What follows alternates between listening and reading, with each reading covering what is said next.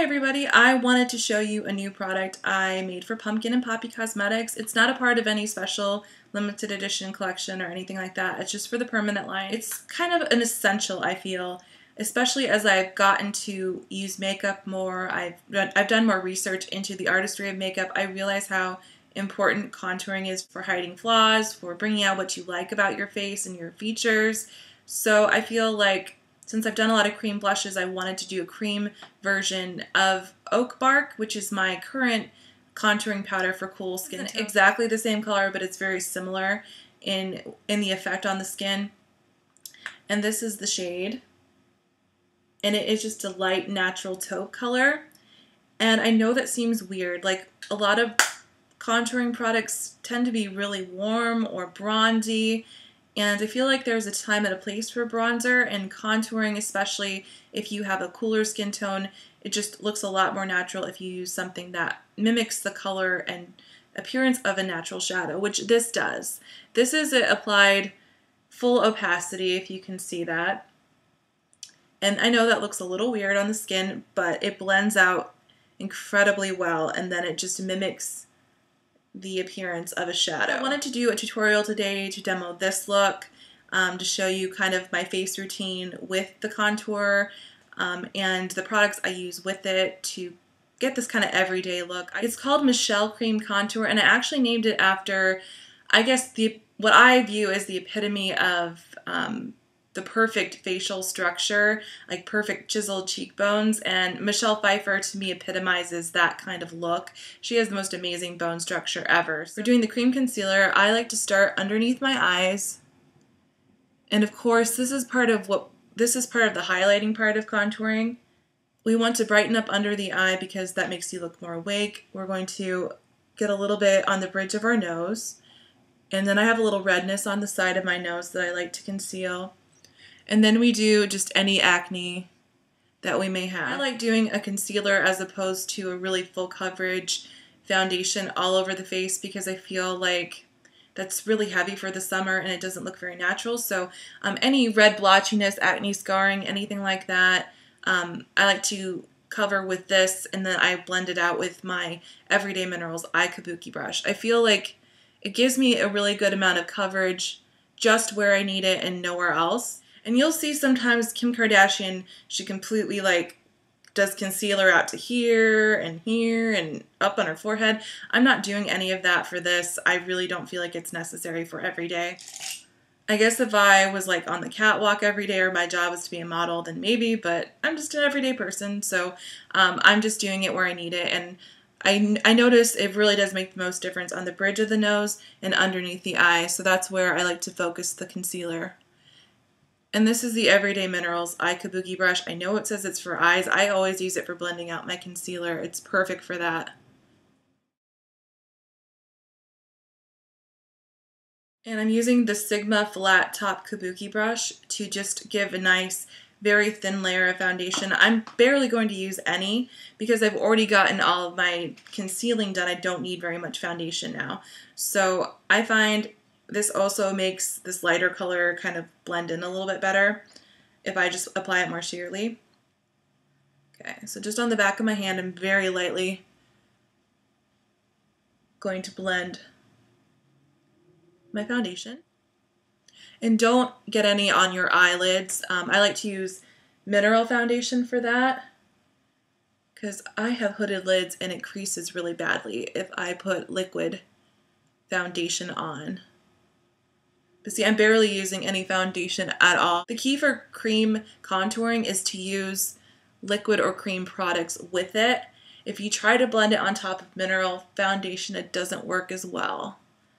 So make sure you use liquid or cream foundation as your base, and that will really help it blend naturally on top. And then I'm just prepping my eye area because I am going to be doing a little bit of contouring up in my lid. So I want to have a matte base down because it will crease if I don't. That's the one exception to the cream contour. If you're going to use it on your eye area, make sure to put a powder base down. I like to just use the Amani Minerals foundation. The color is 270 Ivory. It really is a nice light mineral foundation. It's not cakey at all. And it's what I use as an eyeshadow base if I'm doing a really natural look. And since I kind of have 40s hair today, I kind of want to just focus on a natural beauty kind of look. And in the 40s and 50s, they did do a lot of contouring, especially like just the classic Hollywood beauties. They always had a lot of contouring for that over-the-top glamorous kind of look. Now we're all prepped and ready for makeup. And this is where we're going to start using our cream contour. To contour the bridge of the nose, I like to use a pointed brush, kind of like this. This is the Bdellium Tools 787. This works really well at getting just right where you want it, which is right here. If you can see that little bridge, you want to angle it in. If you blend your contour out too much to the sides like this, it actually will make your nose look a little bit bigger. So that's definitely not what we're going for with this. We just want to get in right there, if you can see that. And just take your time and go very lightly. And I like to do my eye socket right here in the inner part.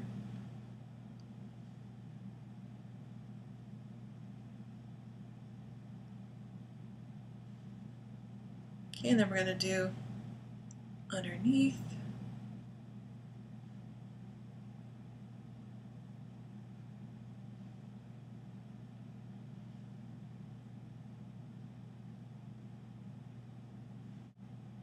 See how this brush just gets right in there where you want it? I do like it for that.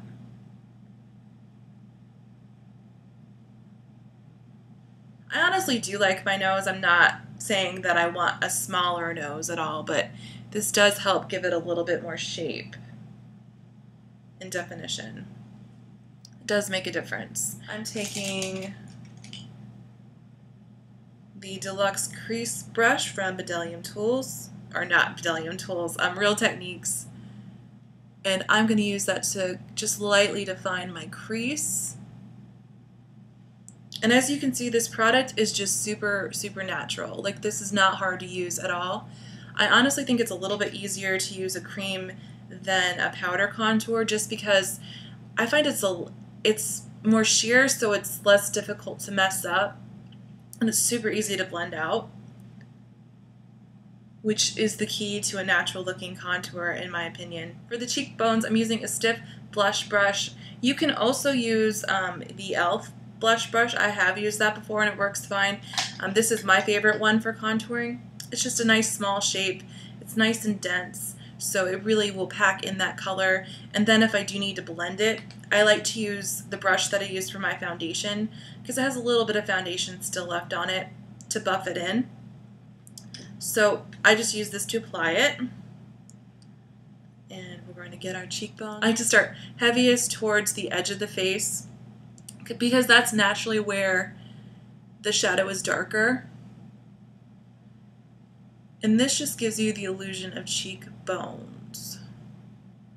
I have a more round face, so this really does help my face shape, giving it a little bit more definition.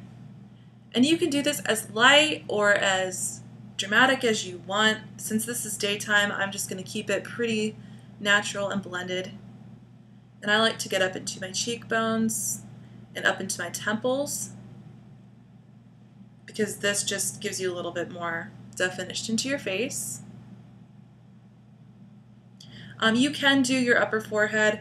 I feel like it's not necessary, for me anyway.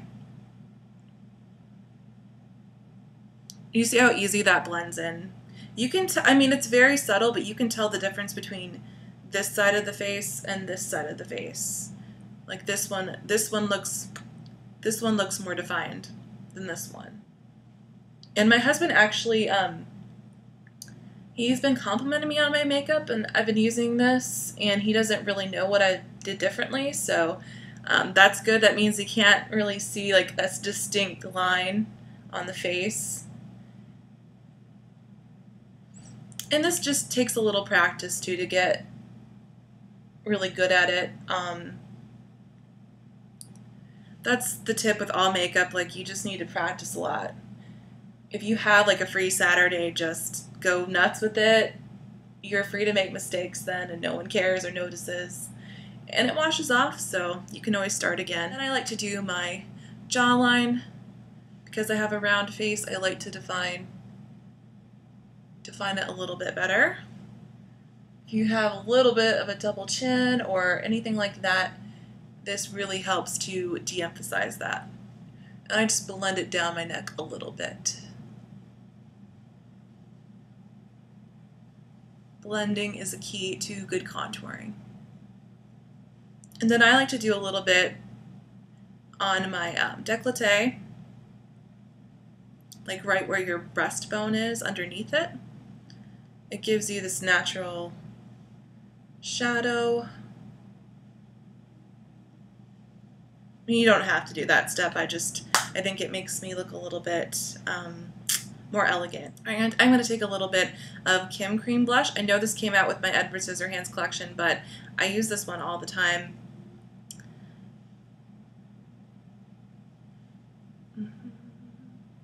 And that also helps your contour blend in a little bit better if you use a blush on the apples of your cheeks right above the contour.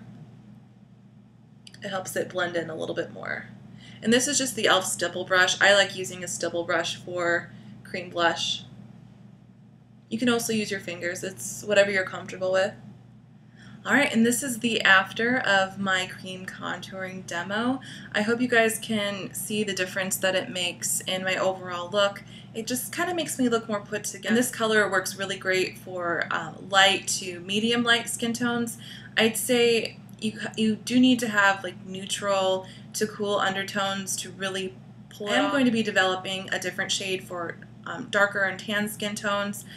It's based on Sophia Loren. She always had this gorgeous like tawny peach bronze kind of look for contouring, and I just think it looks a little bit more natural for everyday than using a dark brown. I'm not saying that never can look good. For everyday, a tawny peach just looks gorgeous on medium to tan skin tones or skin tones with warmer undertones, so I'm going to be developing that in the future.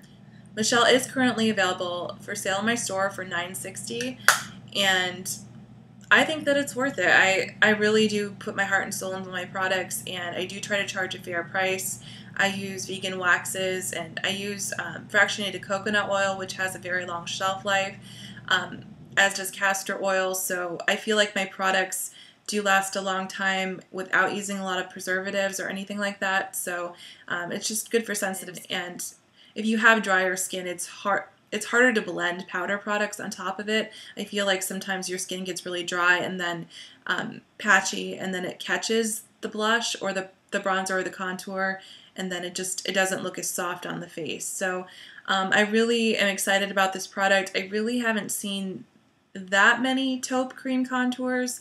I mean, I think there are some in the higher end maybe of the makeup spectrum, but I think mine's very affordably priced at $9.60. And of course, it's vegan and cruelty-free. It definitely makes a big difference in my overall makeup routine. The only parts I didn't show were like my eyeliner and mascara and lipstick, so I can tell you what I did for that. I used the Zuzu Luxe eyeliner for tightening my upper waterline. It works great for just making your eyelashes look a little bit thicker. It's really the only way I wear black eyeliner during the day unless I'm doing a very dramatic look. I curled my lashes and I used Zuzu Luxe mascara in Onks. It's my holy grail mascara, the only mascara I use.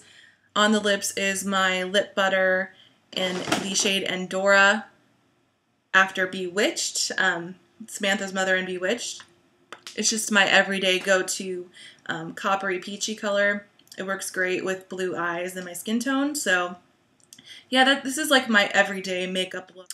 And then to finish everything off, especially if you have oily skin, I like to use a translucent finishing powder. This is just the oil absorbing mineral veil from my line. And I like this powder to apply on top of cream products because it's light and translucent, and it still lets the natural finish of the product show through. And it just makes it last longer on oily skin or combination skin.